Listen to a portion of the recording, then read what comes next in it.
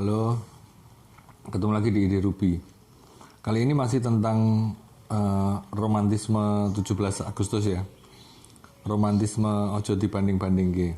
Ini lebih menanggapi tulisan dari Indra Tranggono di Kompas tanggal 28 Agustus. Judulnya Merayakan Melankolisme. Ini di kolom sketsa. Saya membacakan secara utuh. Untuk nanti saya akan menanggapinya ya. Merayakan melankolisme. Melankolisme berrelasi dengan kubangan sentimentalitas dan haru biru atas kesedihan atau berlarat-larat kecengengan. Orang yang memuja melankolisme sering dianggap berjiwa lembek, tidak militan, heroik, dan bahkan fatalistik. Pada era Orde Baru, awal tahun 1990-an, lagu-lagu melankolis alias cengeng dilarang, alasannya melemahkan jiwa bangsa dan saat itu sedang gigih membangun. Rezim Joko Widodo yang selama ini meneguhkan pentingnya revolusi mental dan sedang grengseng atau penuh semangat membangun infrastruktur tidak anti lagu-lagu melankolis. Bahkan dalam perhelatan 77 tahun kemerdekaan RI ditampilkan dangdut koplo bertajuk Ojo Dibandingke.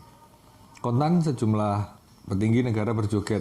Farel Prayoga, penyanyi bocah itu pun mendapat apresiasi tinggi. Banyak hadiah untuk dia termasuk beasiswa, bahkan ia didapuk, ditunjuk jadi duta hak kekayaan intelektual. Opora hebat. Sampai di sini dulu ya, tentang kekayaan intelektual itu saya sudah merespon juga di video saya sebelumnya. Saya lanjutkan. Demitologisasi.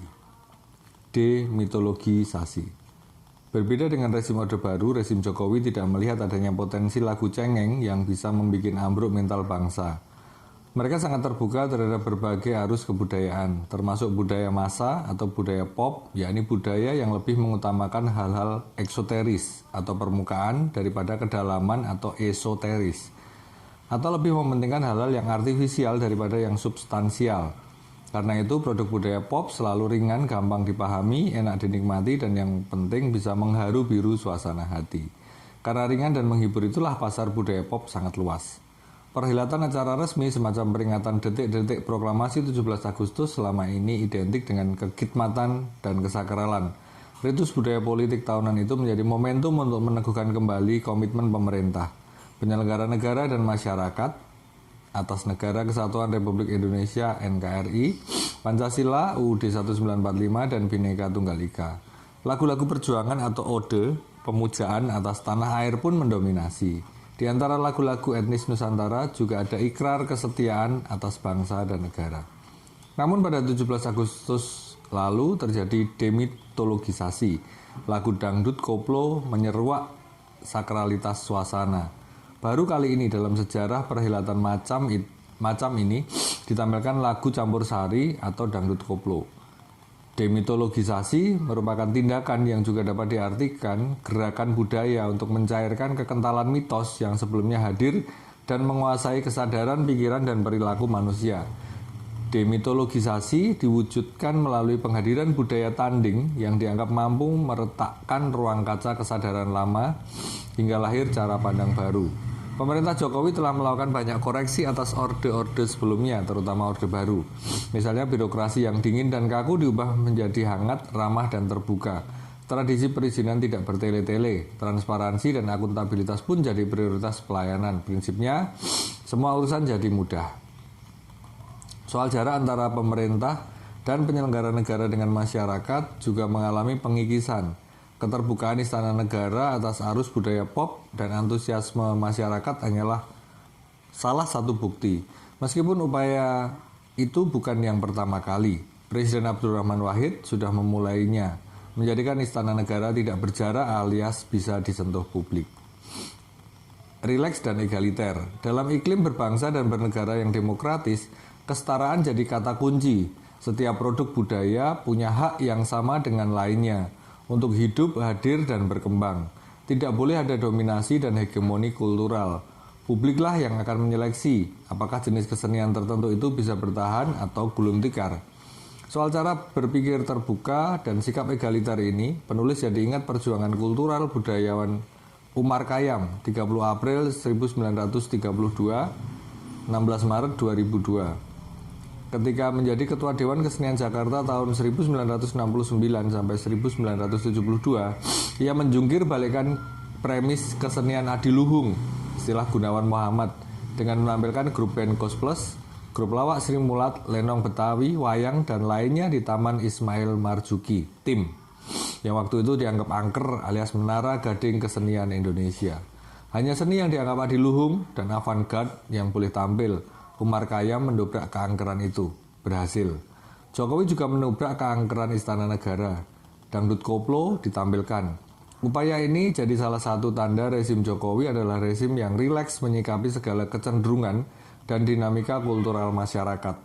Tak ada hierarki kultural, tak ada konsep budaya halus dan kasar atau tinggi dan rendah.